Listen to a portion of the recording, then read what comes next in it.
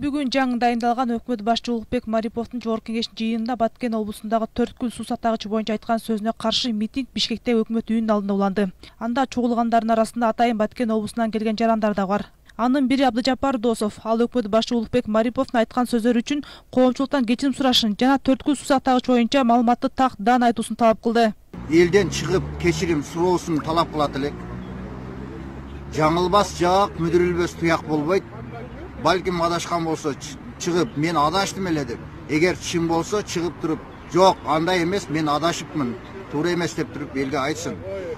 Себеби бул маалыматтардын айынан тажик туугандарга деле жетип, бул тажиктин суусу экен деген түшүнүктөр пайда болуп атат. Ал эми коомдук активист жана чек араны көзөмөлдөө бирикмесинин мүчөсү Гүлжит Исаков премьер-министр Улукбек Мариповдун мындай этиятсыз билдирүүлөрү келечекте улуттар аралык чыр-чатак алып келиши мүмкүн экенин баса белгиледи. Андыктан Исаков эң биринчи өкмөт башчы жоопкерчиликти сезе билүүсү керек деп эсептейт. Кудай сактасын, келечекте көптөгөн конфликттерге жол ачып калышы мүмкүн. Анткени ансыз деле де-факто Кыргыздын анча-мынча жерлерине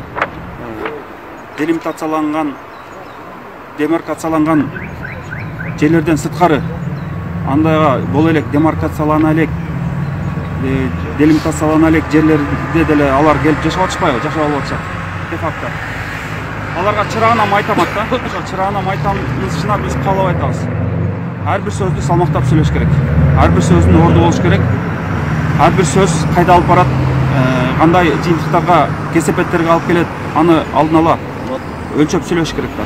Ошол менен катар активисттер жаңы шайланган өкмөт башчы Улукбек Мариповдун 4 суу сактагыч боюнча билдирүүсүн социалдык медиага эмес, жол жобого ылайык депутаттардын жана элдин алдында расмий түрдө билдирүү жасоосун талап кылышат. Белгилей кетсек, буга чейин премьер-министр Улукбек Марипов расмий видео кайрылуу таратып, Баткен облусундагы 4 суу сактагычына байланыштуу анын сөзү бурмаланып кеткенин билдирген.